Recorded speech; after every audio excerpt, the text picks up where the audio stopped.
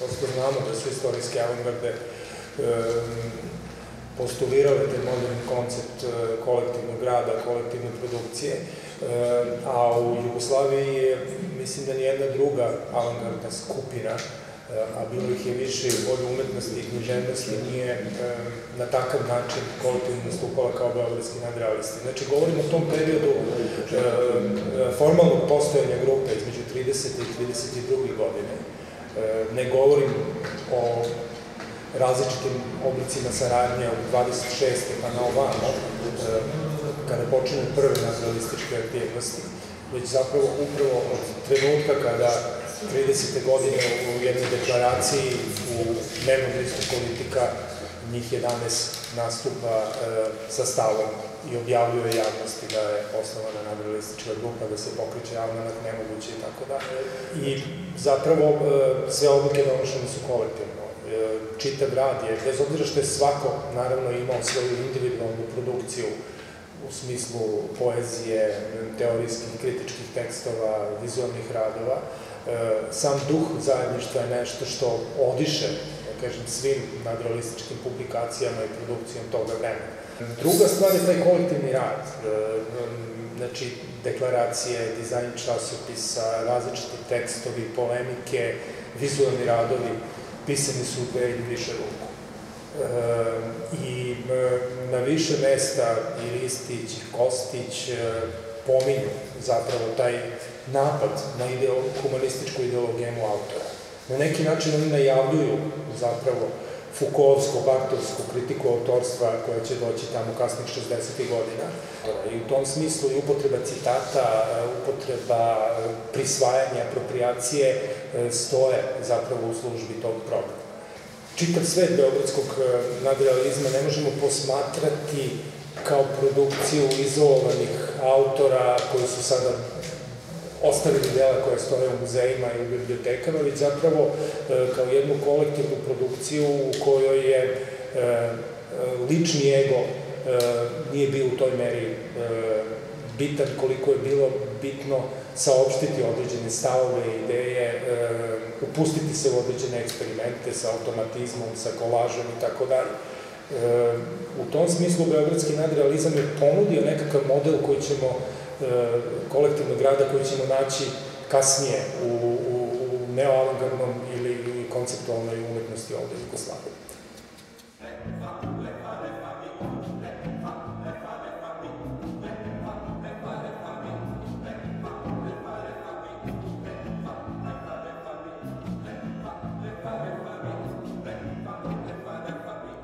Pa koliko sam ja razumeo, beogradska priča, takozvane beogradske šestorke, barem iz onoga što sam saznao iz razgovorima sa njima, jeste da je zapravo tu se pojavio nekakav afinitet na studijama na akademiji i zapravo svi manje više pominju taj represivni sistem umetničkog obrazovanja koji prosto njima kao nekoj novoj generaciji nije odgovarao. I svi otkrivaju neke pojave koje se dešavaju po Evropi, neoavangardne konceptualne umetnosti, otkrivaju tu neku vrstu afiniteta i zapravo možda je najviše tog zajedništva bilo u toj prvoj fazi kad su se na dnevnoj bazi okupljali na akademiji ili posle akademije da bi pričali o umetnosti, šta je ko video, čuo, koje informacije pokupio u tadašnjim dešavanjima. I otvoranje SPC-a, to je verovatno Dunja pričala, je predstavilo ključni moment i zapravo je ona prepoznala u njima generaciju koja donosi nešto novo, nekakav prelom, nešto što je pravi reprezent tog duha posle 68. umetnosti. I tako je sve krenulo, ali svako je razvijao svoju individualnu produkciju, mislim. Malo tu ima momenta saradnje i teško da se može govoriti.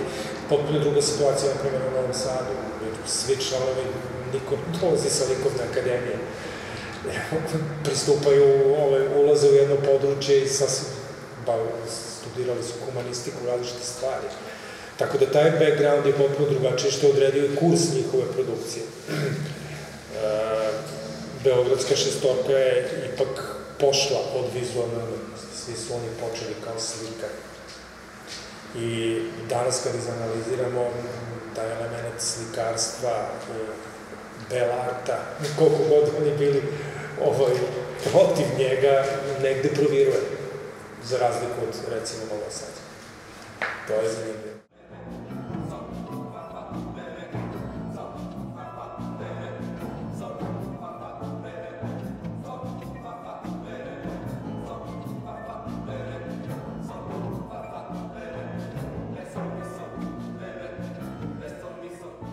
Pa, dobro, Alter Imago je nastupila, ajde kažemo, kao, ajde kažemo, klasična umetnička grupa, koja je imala nekakav svoj program i koja se pojavljuje na talasu jednog velikog preokreta koji se dešava u svetu umetnosti, povratka slici, istorijskoj memoriji i u tom smislu interesantno je da Alter Imago čine istoričari umetnosti. I da je istorija umetnosti, istorija kulture zapravo referentno polje. Žestoki su, neću kažem da i tu, još ima i tu i tekako istorijski kod stila na Vizantiju i tako dalje, ali ovo je bio jedan program, pre svega Tahir Lukšić kao glavni teoretičar grupe, koji je zajehao na tom talasu pre svega učenog slikarstva ili učene umetnosti i možda su oni tu nekim svojim pristupom u tom periodu za mene bili najzanimljiviji ako gledam taj mainstream. Onda dolazi Mileta Prodanović kao jedini školovani slikar, ali opet slikar koji je istovremeno i pisac i odličan i veliki, da kažem, fan i poznavalac srednjovekovne i pre svega vizantijske kulture i umetnosti koji unosi zapravo i taj element. Tako da oni pripadaju tom nekom, da kažem, korpusu koji je bio beogradski, ajde da kažemo, odgovor na čitav taj trend koji se raširio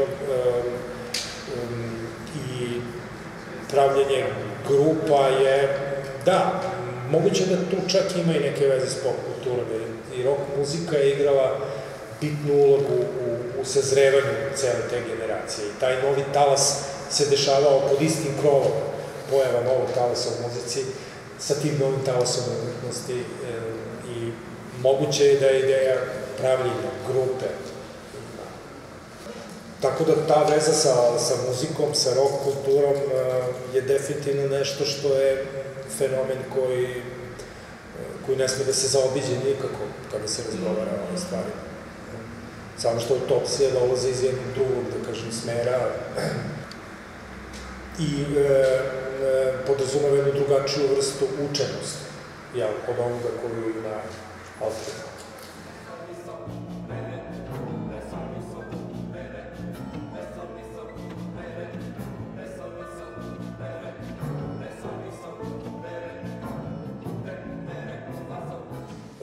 Ono što je važno jeste da autopsija nastaje krajem 70. godina i pojavljuje se kao jedan od činilaca na tadašnjoj alternativnoj muzičkoj sceni.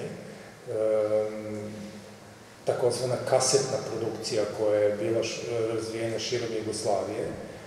To su početci, da kažem, industrijske muzike ili muzike eksperimenta zasnovanih na manipulaciji magnetofonskim trakama, rani primjeri semplovanja, naći će se kod autopsije.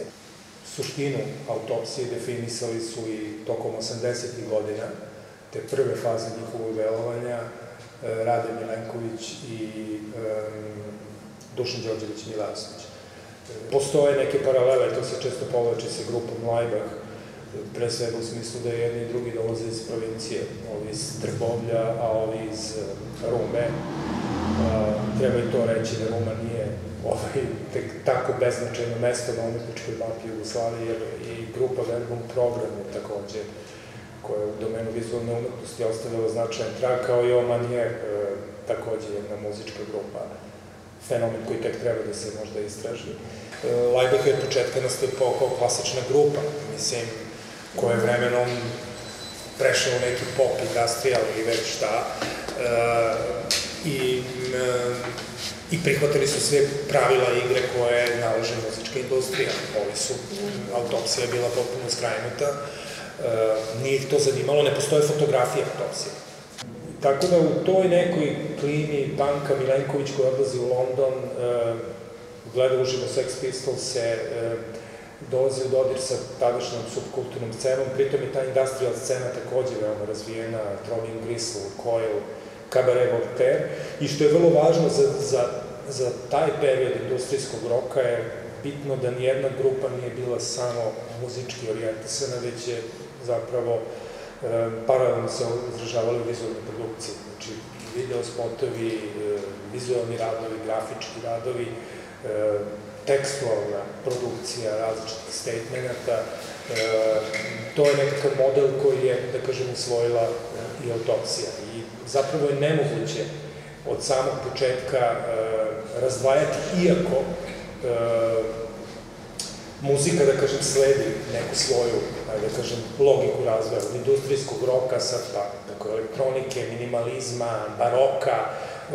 Danas kad se pogleda taj već vrlo veliki i signifikantan muzički opus autopsije, onda se tu vidi zaista mnoštvo različitih izvora na koji se ona oslanja. Slično važi i za vizualnu produkciju. I zapravo suština je sledeća, znači govor autopsije, iskaz je bezličan, tema je smrt, metod je ponavljanja.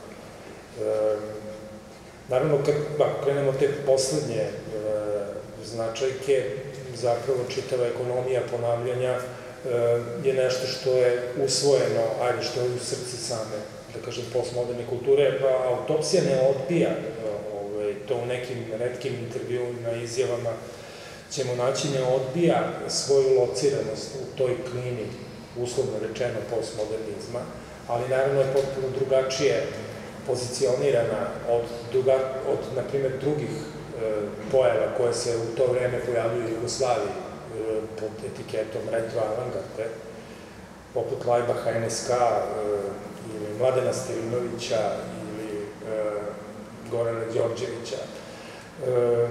Ona dolazi iz jedne, da kažem, drugog kulturnog backgrounda, ipak je to sve muzičke subkulture industrijskog roka i ta fascinacija prelaza iz industrijsko u postindustrijsko društvo, uloga koja tehnologija igra i temu smrti kao jednom od, ajde kažem, arhetipskih tema u kulturi i umetnosti, ali ono što je jako zapravo bilo važno od svega toga i što je bitno ako je posmatramo iz ovog ugla kolektivnog rada, jeste da autopsija ni u kom slučaju nije insistirala na ličnom identitetu onih ljudi koji stoje iza toga. Znači, autopsija je bila zapravo nekakva vrsta produkcijne mašine koja se oglašavala na jedan način koji je koristio oblike medijske komunikacije. Zapravo neka vrsta simulacija, neka vrsta reklamne agencije ili koji zapravo koristi sisteme oglašavanja, slanja poruka, ali ih okreće u nekom svom smislu. Zapravo, ta svest o ulozi medija i ulozi tehnologije koju su oni pokazali početkom 80-ih, retko gde ćemo naći drugde, bilo da su radi o pojedincima ili grupama u Jugoslaviji.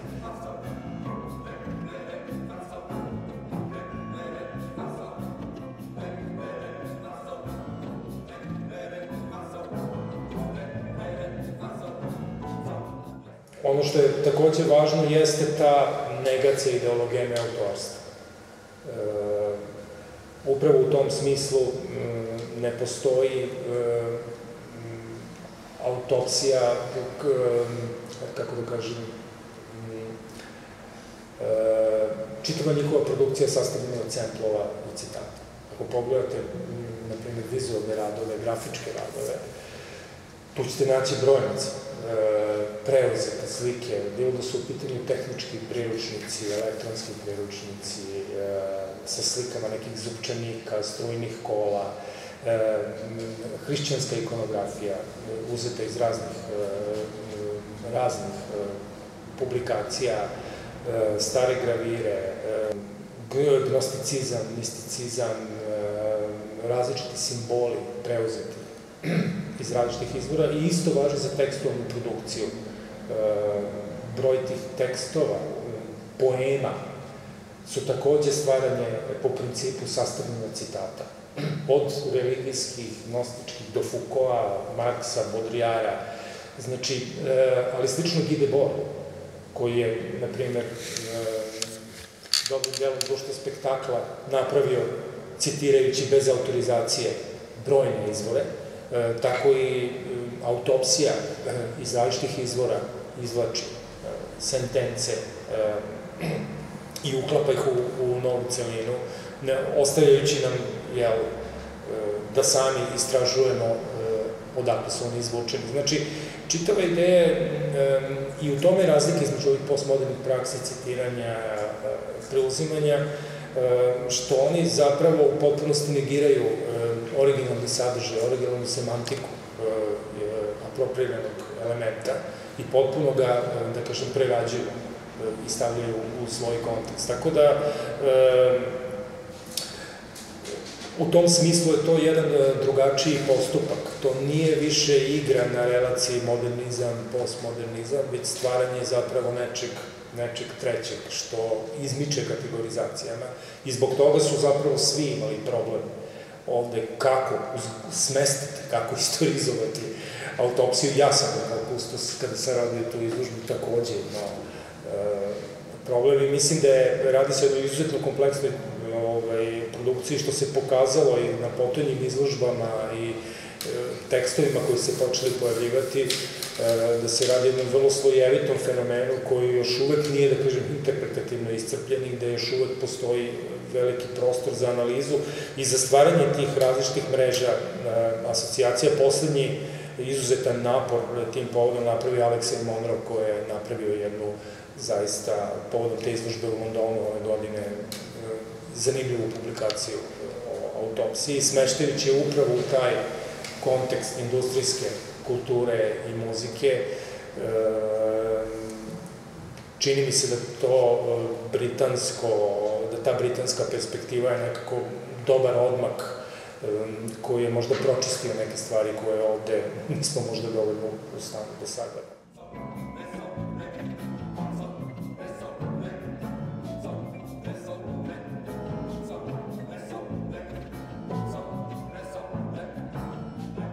Ne treba zaboraviti da metod ponavljanja se odnosi i na samo ponavljanje. Znači, u svakoj publikaciji vidjet ćemo da se isti motivi pojavljaju na različitim grafičkim listama. Samo su promenjene poruke. Isto tako sa muzikom. Autopsija se neprestano samo reciklira. I ono što je kultura remiksa, 90 dolazi od ježa, tako da izdaje nekoliko CD-a sa remiksovanim starim snimcima. Prosto ideja, to je isto važna stvar, povezana sa idejom ništenja ideologeme autorstva, jeste zapravo pojam originalnosti. Posmatrana sa te strane, kao pojava zasnovne slučajne apropriacije, i zaista nećete naći nijedan ili retko koji stvoreni element, govorimo o ovom periodu 80. godina, kada deluju u Jugoslaviji, koji je originalno proizveden. Znači, isključivo su u pitanju citati i njihova, da kažem, kontekstualizacija. Tako da, od 90-ih, pre svega u muzici, dolazi do da kažem, prevazilaženja tog koncepta, ali 80-ih godina, ja mislim, 90% njihove muzičke i produkcije vizualne zasnovane na preuzimanju